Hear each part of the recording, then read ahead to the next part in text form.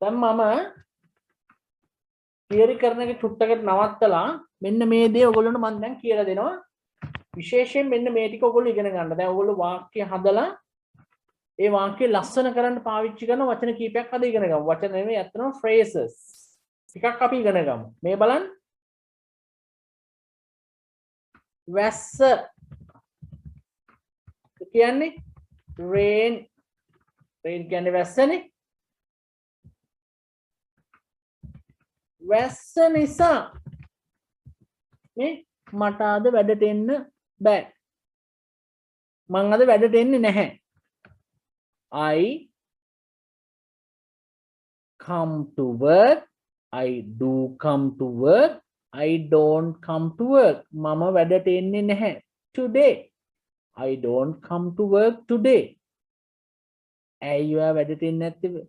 වැස්ස නිසා. මේ ඔන්න බලන්න. නිසා. නිසා කියන තේරුම දෙනවා මේ due to, owing to, because of. මේ තුනේම තේරුම නිසා.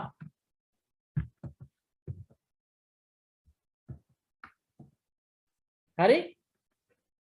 අපි යටින් ලියමු මේ වැස්ස නිසා. Due to the rain. හරි? තද වැස්ස නිසා. තද වැස්ස නිසා.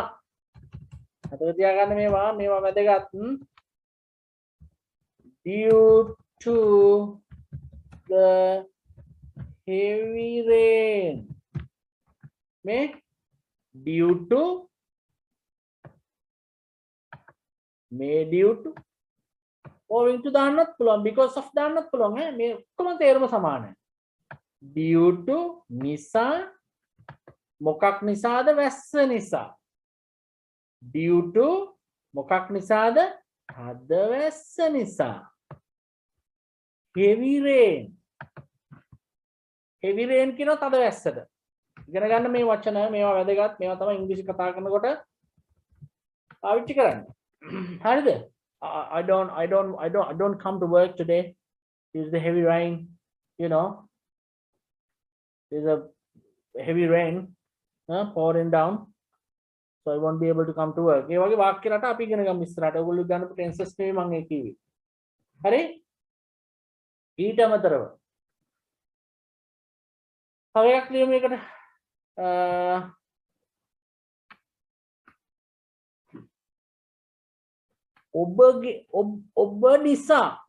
ඔබ නිසා මේ due to you කියන්නේ අපි මේ because of you.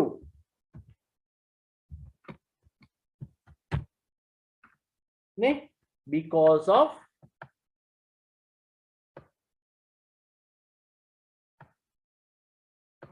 මේ because of මේ you කියන්නේ ඔබ.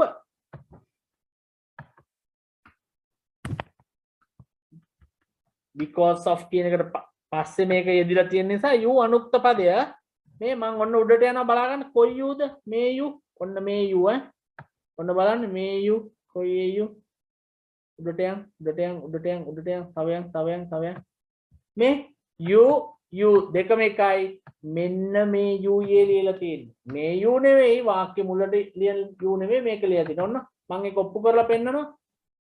ඔන්න බලන්න.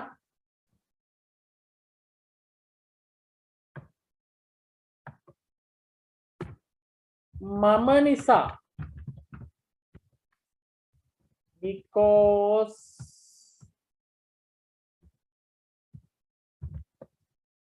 of අයිද මීද?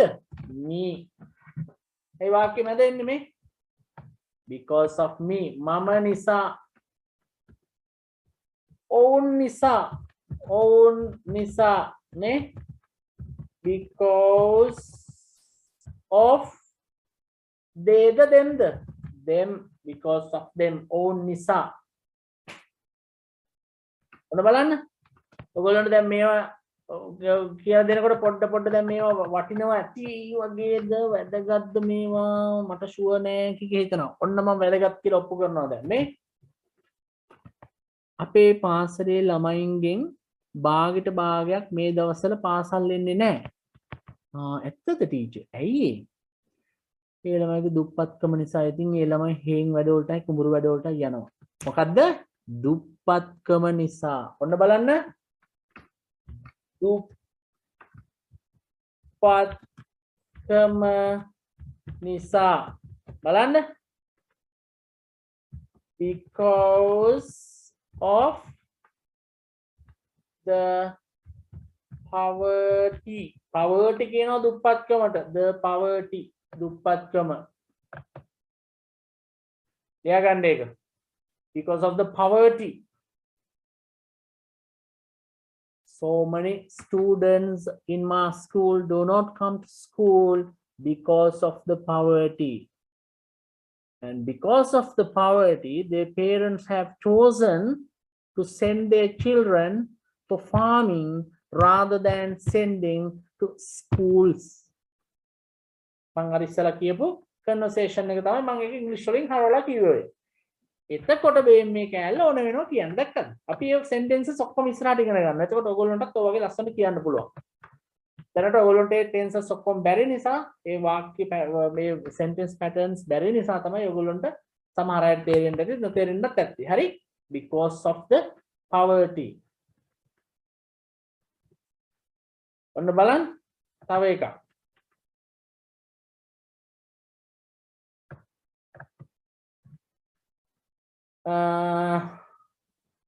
දේශපාලඥයන් නිසා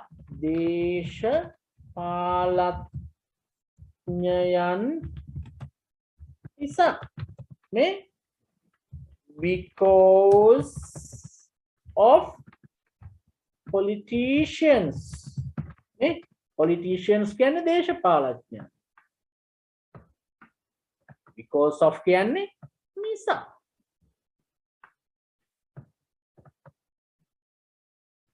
හරිද?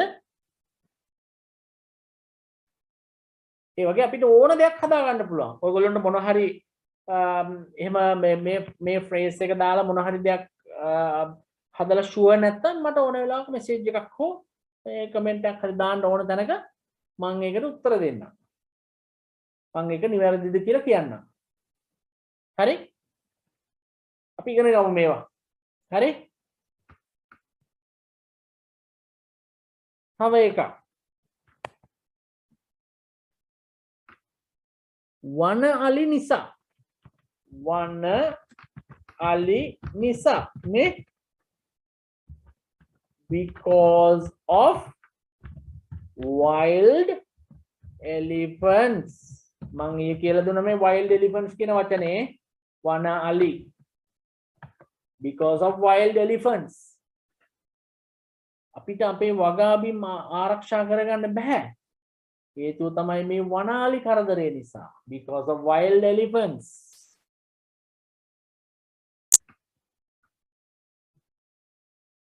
දූෂණය නිසා දූෂණය නෑ අපි ලියමු මෙහෙම පරිසර දූෂණය නිසා පරිසර දූෂණය නිසා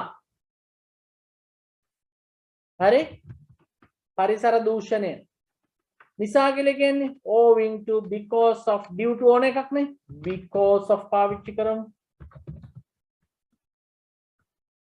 පරිසර දූෂණය කියනවා environment pollution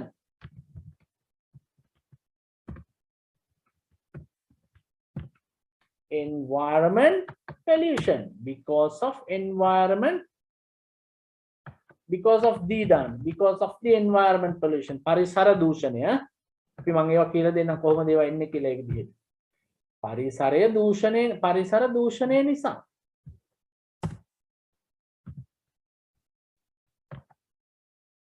හරි නිසා කියන එක දැන් ඇති අපි යනවා තව එකකට දැන් අලුත් එකකට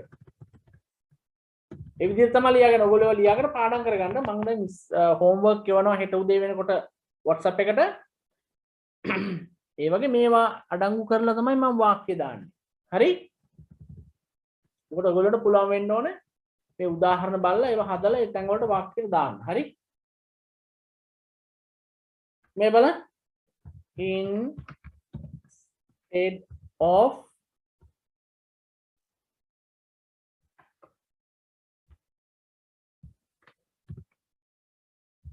in place of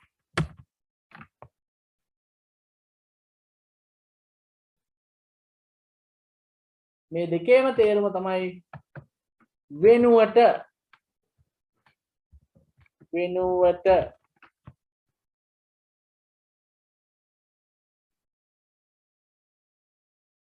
instead of in place of මේ දෙකේම තේරුම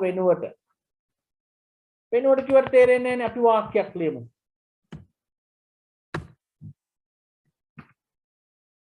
මම කනවා I eat rice මම බත් කනවා මොනවා වෙනුවටද instead of bread මේ පාන් වෙනුවට යමක් කරනවා වෙනුවට වෙන දෙයක් කරනවට තමයි instead of කියන්නේ I eat rice instead of bread in place of කියලා දාන්නත් පුළුවන් ලස්සනයි කෝක දැම්මා මේ ඔන්න බලන්න තව එක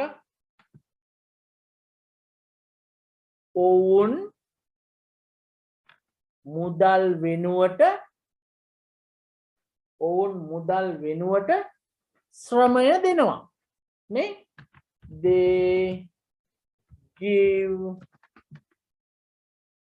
labor කියන්නේ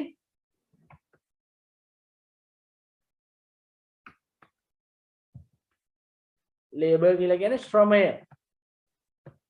හරි ශ්‍රමය labor ඔහොම ලියන්නකෝ OUR එන්න ඕනේ හරි they give labor instead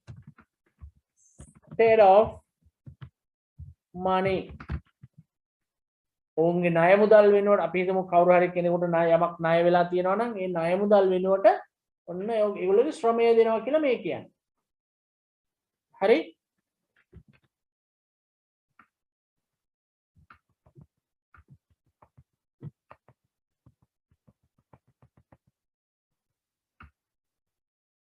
එවන් මිනිසුන් පාවිච්චි කරනවා අන්තර්ජාලය ඔන්න බලන්න මිනිසුන් මිනිසුන් පාවිච්චි කරනවා අන්තර්ජාලය එක වාක්‍යයක් අපි ලියමු මේක දැන් අපි දන්නවා වාක්‍ය ලියන්න අපිට පුළුවන් වර්තමාන කාලේ වාක්‍ය පාවිච්චි කරනවා use එක තමයි verb එක use කියන්නේ පාවිච්චි කරනවා කවුද පාවිච්චි කරන්නේ මිනිසුන් people use මොනවද the internet මේ මිනිසුන් පාවිච්චි කරනවා අන්තර්ජාලය හරි use කියන්නේ ක්‍රියාව ඒක කරන්නේ මිනිස්සු ඉතුරු කෑල්ල දාලා අපි ලියුවා මිනිසුන් පාවිච්චි කරන අන්තර්ජාලය රූපවාහිනිය සහ ගුවන් විදුලිය වෙනුවට මේ instead of TV and the radio wow කොච්චර ලස්සනද බලන්න වාක්‍ය instead of වෙනුවට මොකක් වෙනුවටද රූපවාහිනිය සහ ගුවන් විදුලිය වෙනුවට මිනිස්සු පාවිච්චි කරන අන්තර්ජාලය ඒ කියන්නේ මේ දෙකෙන් වෙන සේවාවන් අන්තර්ජාලයෙන් මිනිස්සු කරගන්නවා කියන්නේ හරි මම ඔන්න අද තව නීතියක් කියලා දෙනවා මේක හොඳට ලියා ගන්න in, on, off, hari, at කියන නිපාත in, on, off, at කියන නිපාත වලට පස්සේ ක්‍රියාපදයක් ලියවෙනවා නම් ඒ ක්‍රියාපදයකට ing දැමිය යුතුමයි. හරි? මේක නීතියක් හැටියට මතක තියාගන්න. මේ නීතිය බින්දින්න නම් එපා. තේරුණාද? හොඳට ලියලා තියාගන්න මේක. ඔන්න මම ඒක කොටුවක් ඇතුලේ දානවා. ඒ කොටුවක් ඇතුලේ දාන්න හේතුව තමයි ඒක අතිශය වැදගත්. ඒක අද ඉඳලා ඕගොල්ලෝගේ ඉංග්‍රීසි ජීවිතය ලස්සන කරන නීතියක්.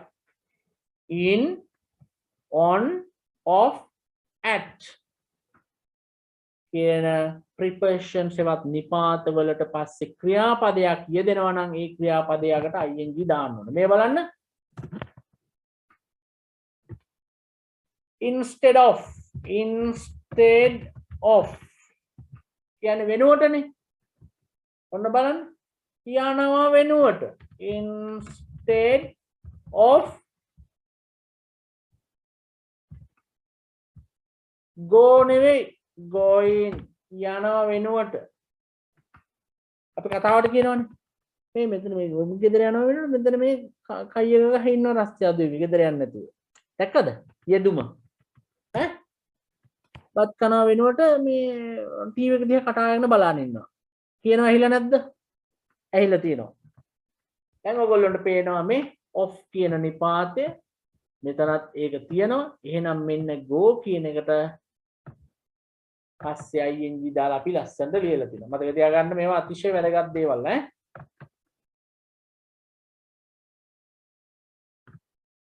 ඒකට ඔන්න මම තව එකක් කියනවා. හරි?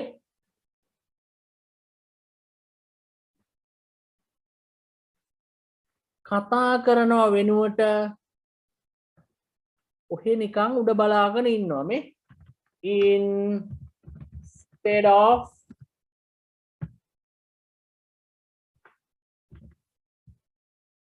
කතා කරනවට කියනවා talk. එහෙනම් talking වෙන්න ඕන. instead of talking කතා කරනවා වෙනුවට.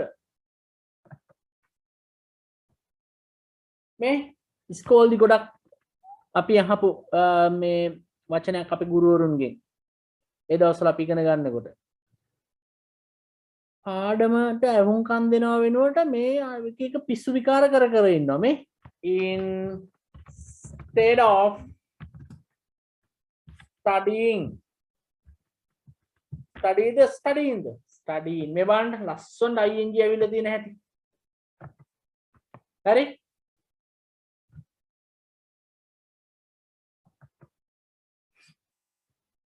මේවා අපි ඉගෙන ගන්නවා දැන් පොඩ මොකද මම මේවා වාක්‍ය වලට දාලා ඔයගොල්ලන්ට දෙනවා ඔයගොල්ලන්ට ලියන්න පුළුවන් වෙන්න ඕන එතකොට මේ බලන්න දේශපාලකයන් රට සංවර්ධනය කරනවා වෙනුවට සොරකම් කරනවා. අපි ලියමු මේ වාක්‍යය. ලියා ගන්න දැන්. ඔන්න අපි ලොකු ඒවට යනවා දැන්. හරි. දේශපාලකයන් රට සංවර්ධනය කරනවා වෙනුවට සොරා කනවා. දේශපාලකයන් කියන්නේ politicians. හරි. සොරා කනවට කියන්නේ loot. මේ ඉගෙන ගන්න වචනයක්. සොරකම් කරනවට කියන්නේ loot. එහෙම නැත්නම් rob කියන්න පුළුවන්, thief කියන්න පුළුවන්, steal කියන්න පුළුවන්. අපි ඒ ටික ඔක්කොම ලියගමු. loot කියන්නේ හොරකම් කරනවට. හරි. rob කියන්නේ හොරකම් කරනවට. thief කියන්නේ හොරකම් කරනවට. thief කියන වචනේ හැදෙන්නේ මේකෙන් ඈ. thief. steal කියන්නේ හොරකම් කරනවට. හරි. ගොඩක් native English speaking countries වල loot කියන වචනේ තමයි පත්තරවල එහෙම ලියන්නේ. දේශපාලකයන් වගේ රාජතාන්ත්‍රික මට්ටමේ අය හොරකම් කරනකොට loot කියන වචනේ පාවිච්චි කරනවා. හරි? දේශපාලකයන් රට සංවර්ධනය කරනවා කියන්නේ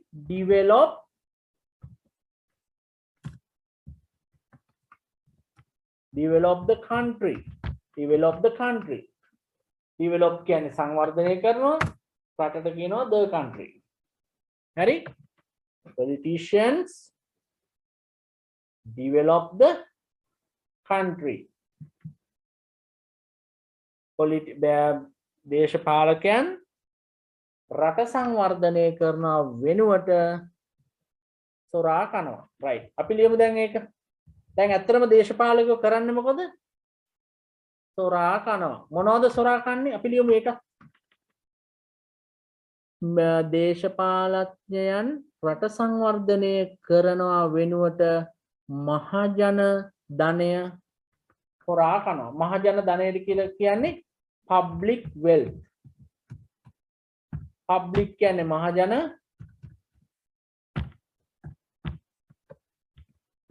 public wealth කියන්නේ මහජන ධනය.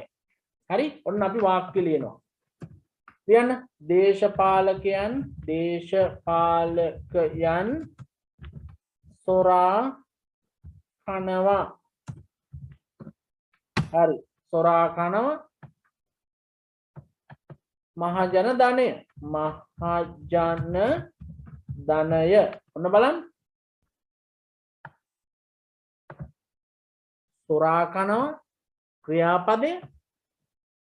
ඒක කරන්නේ කවුද? දේශපාලඥයන්. එහෙනම් එයාලා තමයි කර්තෘ.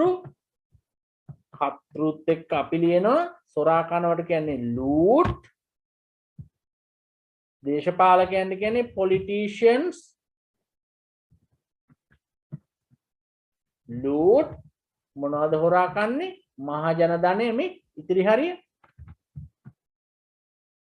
අපි දාමු දර්ත් එක්ක. එතකොට ලස්සනයි ඈ. public wealth P අකුර capital වෙන්න ඕනේ. මේ politicians loot the public wealth. දේශපාලකයන් මහජන ධනය සූරා කරනවා. මොකක් වෙනුවටද? මේ instead of සංවර්ධනය කරනවා වෙනුවට රට මේ develop නෙවෙයි of පස්සේ developing the country. දැකද? Politicians loot the public wealth instead of developing the country. හරි? එකද වාක්‍යය ලස්සන? මට උගන්වන්න ඕනේ මේ උනේ මෙන්න මේක මේ instead of developing.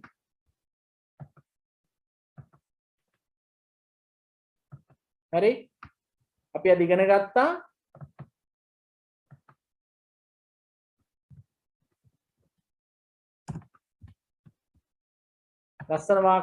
ලස්සන phrases කීපයක්. පළවෙනි එක තමයි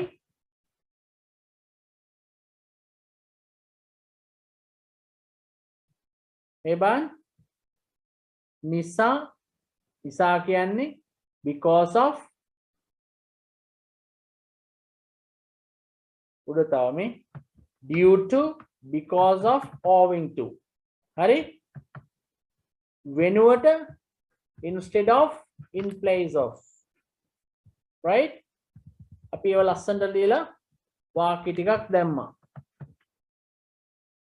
හරි. දැන් ඔයගොල්ලෝ ඔක්කොටම තේරෙන්න ඕනේ මේ වගේ තියෙන වටිනාකම. බලන්න කොච්චර ලස්සනද කියලා.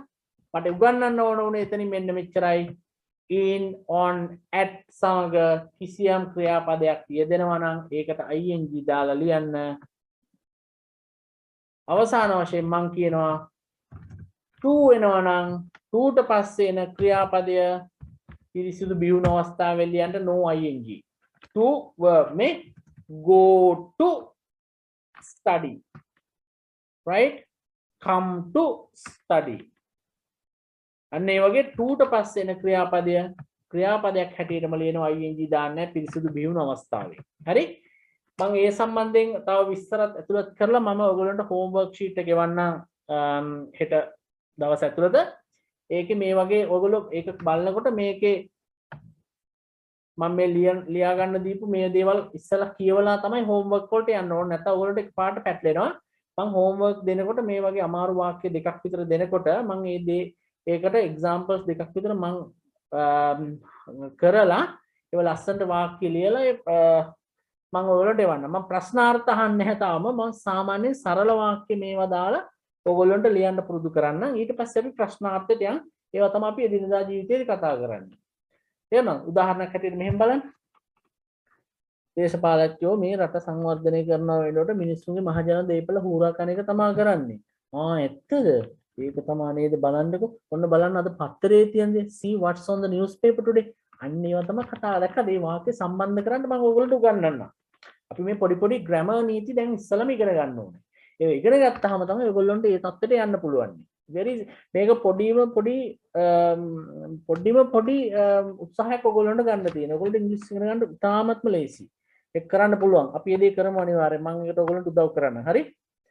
හරි එහෙනම් දැන් රැ වුණානේ. අපි එහෙනම් ආයෙ හම්බෙමු. මම WhatsApp එකට කියන්නම් ආයෙ ක්ලාස් එක තියෙන දවස. එහෙනම් හැමෝටම සුබ රාත්‍රියක්.